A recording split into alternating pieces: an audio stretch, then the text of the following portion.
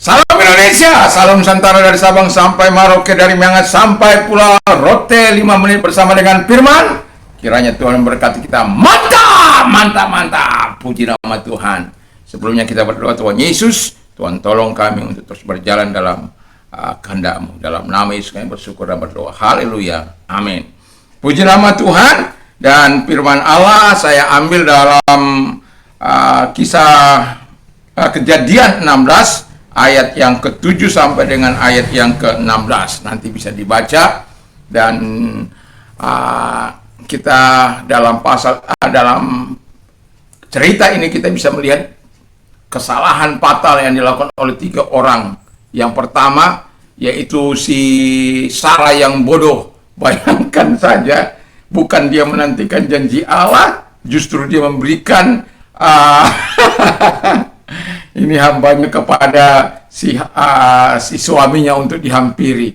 Dan itu sesuatu yang sangat bodoh, tindakan yang sangat bodoh, yang mengakibatkan dia sendiri mengalami penderitaan, mengalami kesusahan, mengalami tekanan. Sebab setelah ini si Hagar mengandung, dia yang akhirnya marah-marah kepada suaminya. Dia yang bertindak salah tapi mempersalahkan orang lain. Yang kedua, yang si Abraham yang egois, atau Abram yang egois. Dia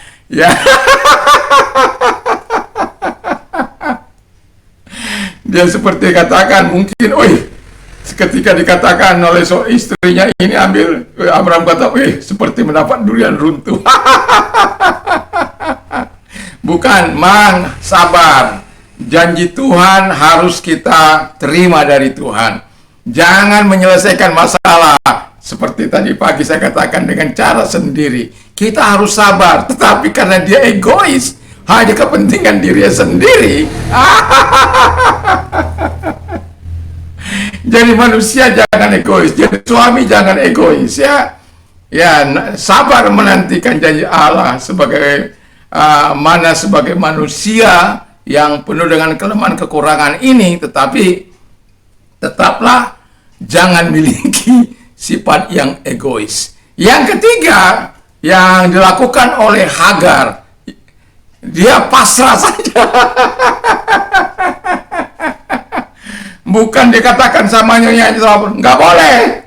Sudah kan saya bukan muridmu, bukan. Makanya saya bilang ini jadi semua jadi gendeng, ya. Gendeng itu apa, miring-miring.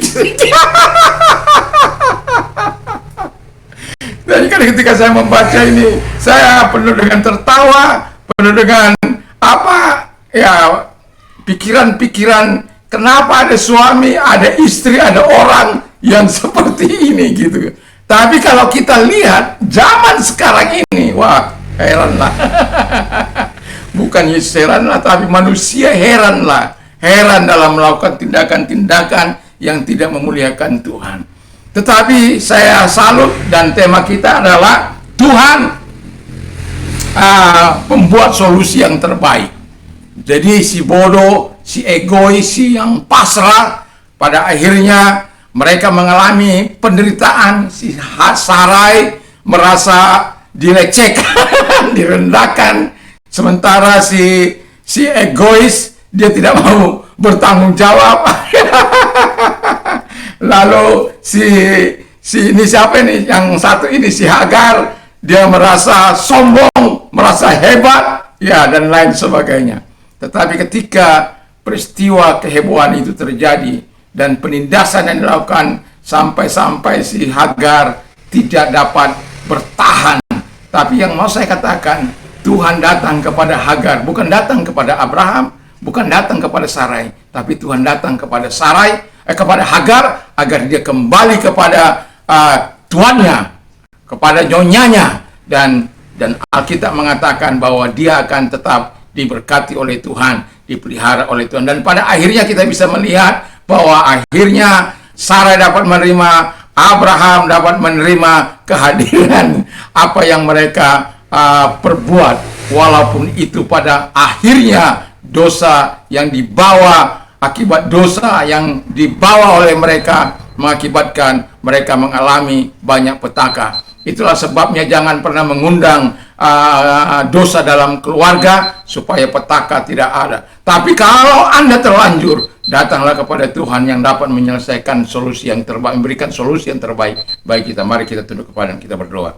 Terima kasih Tuhan, kami tidak ingin dosa masuk dalam keluarga kami, dalam pribadi kami, tapi kami mau Tuhan terus berada dalam hidup kami. Kami bersyukur dalam nama Haleluya. Amin. Selamat malam, selamat istirahat, tentu bersama dengan Tuhan. Mantap, mantap, mantap, mantap, mantap. Tuhan Yesus memberkati.